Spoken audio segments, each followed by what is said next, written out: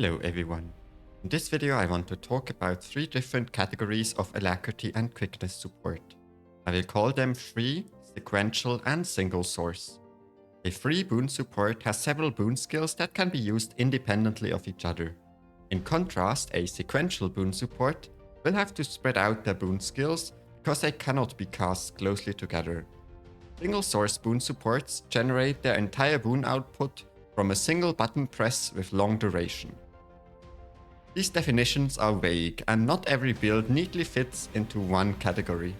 We will talk about a few different examples and see where they stand. Heal Druid has spirits that generate alacrity on activation.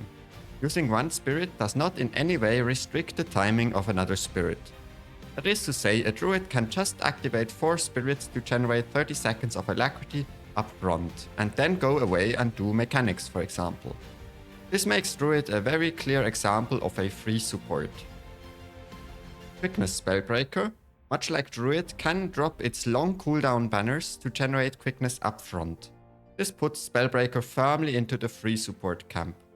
Other obvious members of this category are Alacrity Spectre, Quickness Scrapper, Alacrity Chronomancer. A less clear inclusion might be Quickness Herald, because its boon skills are not fully free to be used. They have to be used while on glint, which forces some amount of synchronization between boon skills. On the other hand, we have the prime example for a sequential boon support, Alacrity Mirage. Alacrity Mirage only generates alacrity from ambushing. You have to stay near your alacrity support at all times to get enough applications, which are generally 3 to 5 seconds apart. The Quickness Harbinger is another boon support that has no way of giving the boon up front. As long as you stay near it, it will maintain the boon on you, but it cannot change its rotation to give you more of a boon right now or more of the boon way later. Alacrity Untamed is another example. It's weird that I list Druid in the other category, in the free category, and Alacrity Untamed here, because both do generate their boon with a spirit. However, Untamed actually just works by generating chunks of 4 seconds of alacrity every 4 seconds on a fixed rotation, and this puts it in the sequential category. Quickness Chronomancer is less clear maybe, because the Shield 5 does give it some amount of freedom how it applies its boon. However, the shatters are naturally sequential, because in order to shatter with 3 clones, you need to build up your 3 clones. This naturally separates your shatters on a timeline, which makes it a sequential boon support. Finally, there's Alacrity Tempest. This build works by chaining overloads together. Overloads are naturally separated from each other by time, and with the newest update to the Alacrity, those boons even pulse, so it's even closer to the mechanics of a Mirage or a Harbinger. Finally, let's talk about single source boon supports. Alacrity Renegade. It presses its F4 skill, Orders from Above, every 16 seconds to generate a bit more than 16 seconds of alacrity. This is the most straightforward way to apply a boon. Then there's also Quickness Catalyst. By dropping Air Sphere, it will generate quickness, and the Air Sphere is also the only skill to provide quickness. Compared to Renegade, however, it cycles on a shorter time interval and also has a field that lasts for longer and pulses the boon for longer. This makes it, in some other ways, more similar to the sequential boon supports in the way the gameplay works out in the end. But it's still a single boon and a single button press. We could argue that Mirage also generates its boon just from a single source, its Staff Ambush. However, because the Staff Ambush applies the alacrity only for such a short amount of time, it should really be viewed as sequential boon applications. There's no way for Alacrity Mirage to give you a lot of alacrity in a very short time window, for example. With those categories presented, let's talk about the different advantages and disadvantages that come with each category. Let's first talk about sequential boon supports. Sequential boon supports have the advantage that no single application is going to mean much.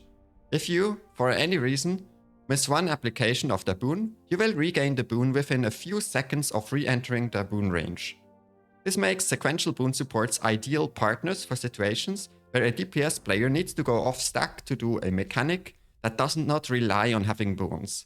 Like if a DPS player has to go do a green at Doom and then returns from the green to the boss, the sequential boon support will immediately give it the boon again.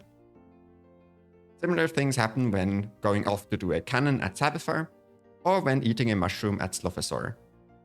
Sequential boon supports are also strong on encounters that can strip or corrupt player boons. For example, Slothasor with the Slublings stripping boons, or Desmina with the red AoEs corrupting boons, and also Doom, where the Soul Split will remove all boons from players. So sequential boon supports are generally the best at rebuilding boons on the group. And they are perfectly reliable on fights where the group stays together for all relevant portions of the fight. For example, on Gorseval, Mersat Overseer, Finn Lagos, Kadim, Sabir, or even Kadim the Peerless, sequential boon supports will generally fit in very well. There's no downside for them having to pulse their boon on you. However, what can be really bad is bosses where individual players have to spread out very often.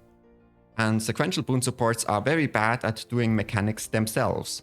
If a Quickness Harbinger, for example, eats a mushroom at Slothasor, it will take only seconds until his group has no quickness left. The Veil Guardian split phase is also not ideal for them, nor is the second phase of Serra with the minigames, or the Matthias fight as soon as the sequential boon player gets a mechanic to leave the group. If they get a red circle on Cairn, this usually puts an end to their boon output as well.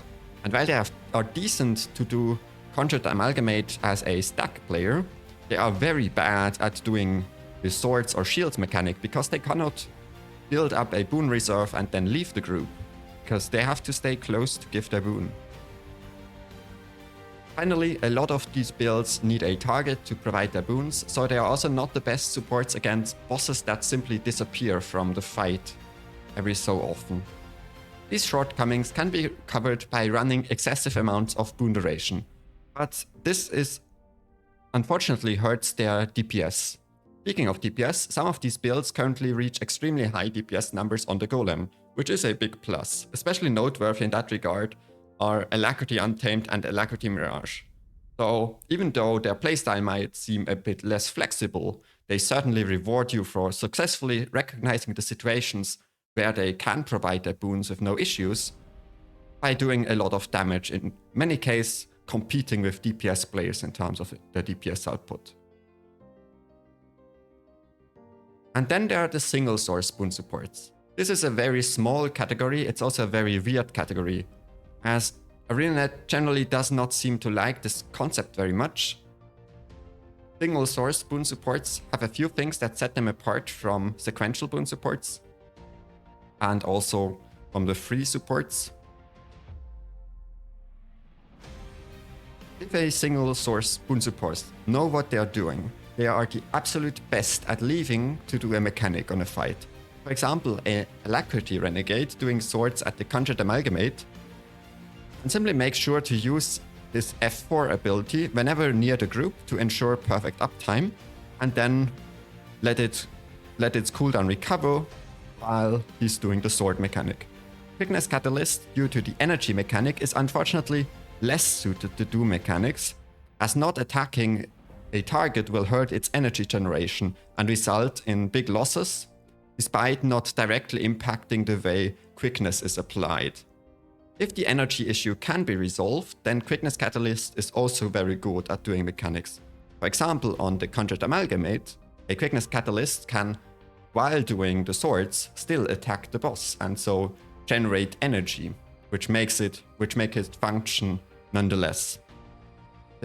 Their other big advantage is that they are very good at dealing with spread mechanics, where all players have to spread out. For example, when the yellow-ish orange circles at Matthias Gabriel appear and the whole group has to separate, the single source boon supports can simply press their boon skill before this mechanic happens, and then press it again once the group comes back together. If a single source boon support manages to line up the boon skill perfectly, this is very reliable. However, what single source supports struggle against is boon strip, as it will take them a long time until they can give their singular instance of the boon again, as it is bound to that one single skilled cooldown. This weakness cannot be fully overcome with additional boon duration, although it provides some amount of help. As an example, if an Alacrity Renegade has slightly more boon duration than necessary, it can wait an extra second for the last player in the group to return to the stack from a mechanic, for example, without dropping Alacrity on everyone else. So in that situation, a single source boon support will be able to use boon duration to slightly increase its flexibility. Another advantage of single source boon supports, and this generally only applies to Alacrity Renegade and not to Catalyst, is that it is a bit more newbie friendly because boon application is as easy as pressing a button. If you compare this to a Quickness Chronomancer, for example, which has to generate clones and then shatter the clones,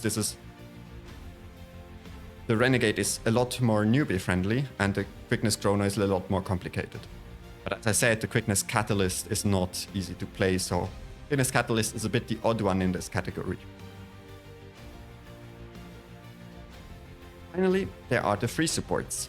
Ironically, free supports are known for their rigid and bad design because oftentimes the boon generation, the boon source, is just tacked onto other skills that do have another effect. And people believe that they are forced to quote-unquote spam their boon skills off cooldown, so which robs them of their unique secondary or primary abilities on that skill that now is a boon skill. However, in fact, the free boon supports are the only specs in the game, the only builds in the game that are not forced to press their skills off cooldown. They can spam their skills off cooldown if they want to, which turns them into more of a single source boon support, because they apply all the boon at once, and then they don't have it for a very long time. But they are equally able to just adapt to a sequential playstyle with all of the advantages that brings. For example, a druid is in no way forced to just activate all its 4 spirits at the same time. It could just as much delay one of the spirits for, I don't know, 7 seconds, and just press the other spirits first, which will cover the alacrity for the first 7 seconds, and then you press at 7 seconds, you press that spirit, which then extends alacrity further. So you become a sequential boon support in a sense. And this allows you to untap the potential of sequential boon supports, that is, being the best support at supporting returning players, but also having the advantage of being a single source boon support, that is, being able to provide a lot of your boon up front. At Adina, for example, a free support will be able to spam all their skills when everyone is gathered around the boss, and then once people spread out with the pillars, they still have the boon ticking. That's the classic single source boon support behavior. But on a boss like Sabetha, a free support can easily delay one of its boon skills for the cannon player to return, while pressing the other boon skills to maintain boon uptime on the stack. So in this situation, it can adapt fluently and make sure that nobody is actually dropping any amount of boons. A quickness spellbreaker has stability attached to its most effective quickness banner, the banner of tactics. An inexperienced spellbreaker might use the banner up front and then complain they cannot meaningfully give stability at cairn, for example, when the knock-up happens with the green circles. However, in practice, a quickness spellbreaker can just adopt a sequential playstyle by delaying the tactics banner for 5 seconds at the start, and then using it to provide stability, and using the other banners first to bridge the gap from 0 to 5 seconds. The same goes for a Alacrity Spectre with the Well of Bounty stability, although it has to be said for Spectre that it can be tricky to place it sequentially, since the Shroud mechanic locks your utility skill bar, so you are still benefiting a lot from playing up front with your wells and not spreading them out too much. But if you have to, you can, and that's important to understand when playing Spectre. Running a small amount of excess boon duration now helps the free builds to revert from a sequential gameplay back to free gameplay. If you have 0% excess boon duration, what you have to do once you are in a sequential playstyle, you will have to press all your buttons exactly as they come up. However, if you have a bit too much boon duration, you can further delay some skills to eventually realign your boon skills. So here, added boon duration has the effect of being able to revert from sequential playstyle to an upfront playstyle again, which then again frees you up to play sequentially later again. This introduces, however, a small difficulty, because on the one hand, you have that these free boon supports are certainly the strongest way of applying boons in the game, because they have the really high flexibility. They can provide it however it is needed, adapted to the encounter. However, this makes it more challenging to play it optimally, because optimal use will always contain a certain amount of switching between sequential and single source gameplay, and it can be hard for a newer player to recognize which is best in which situation. And making bad choices for a free support means that you lock out your team out of the boon for a very long time, so they are in a sense also punishing for mistakes. While the other categories just get punished by fight mechanics, you can actively make the wrong choice as a free support. Now finally, let's talk about the special case of Herald. And in the background, we're going to watch a POV where I play Herald, and you can see how I switch between sequential and upfront boon application. And maybe you can observe what I'm talking about right now. So on the one hand, there are two skills that should by all means be used off cooldown: the Facet of Elements and the Facet of Strength. They are so strong damage-wise that it would be a very big loss not to do so. On the other hand, there are 4 free boon skills, namely your other facets. There are some optimizations you can make to improve your effectiveness, and for example, you can improve the uptime on the passive of your F2. And being free boon skills, they also let you either delay the boon application for a returning player from mechanic, or they allow you to give them all out at once before leaving yourself for a mechanic. So the one thing the Quickness Herald cannot do, and that's the downside to playing it, is it can't give meaningful quickness while on the other legend. Legend swapping puts a 10-second cooldown on your Glint legend, so it's not a fully free boon support in that regard. This holds a punishment for desyncing your elemental facet and your strength facet, so going to fully sequentially is also not possible with these two skills. So because there are some restrictions on how to play it, I would not completely classify Herald as a free support, although it still enjoys almost all of the benefits. Let's summarize what we have talked about today. Free supports. They have no timing restriction on their boon skills. They can give their boons either all upfront or sequentially over time. Boon duration helps to switch back from sequential to freestyle. They work on all encounters and in all situations because they can give boons before leaving to do mechanics, but also delay boon applications for returning players or for boon strips, or to use their skills' primary effects like stability just in time for a boss mechanic. The disadvantage is that they are vulnerable to player mistakes, as they actively demand decisions to get the most out of them. Some examples of this category are Alacrity Druid and Quickness Spellbreaker. Sequential boon supports. Timing restrictions on their skills make them provide continuous, small chunks of boons. This is great to support players returning from mechanics. They can be significantly improved to inflexibility by running more boon duration. The downside is that they struggle to do mechanics themselves, and players leaving the stack will generally lose their boon very quickly. Examples are Alacrity Mirage, Alacrity Untamed, and Quickness Chronomancer. Single source supports. They give all their boons upfront from a single skill.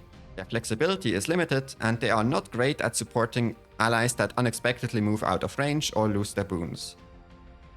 However, when timing their boon skill in tune with the boss mechanics, they are very strong and reliable boon providers with barely a weakness. Examples are Alacrity Renegade and Quickness Catalyst. I hope you found this video enjoyable to watch. Being aware of the differences in boon supports can help you improve your boon uptime on your allies by making you understand which fights demand what amount of boon duration. If you are like me and enjoy playing free supports, this video might give you ideas on how to more consciously time your boon applications. And who knows, maybe you learned today that you can in fact give stability as a quickness spellbreaker, even though it is bound to a boon support skill you supposedly have to spam off cooldown. Good luck in raids and have a wonderful day.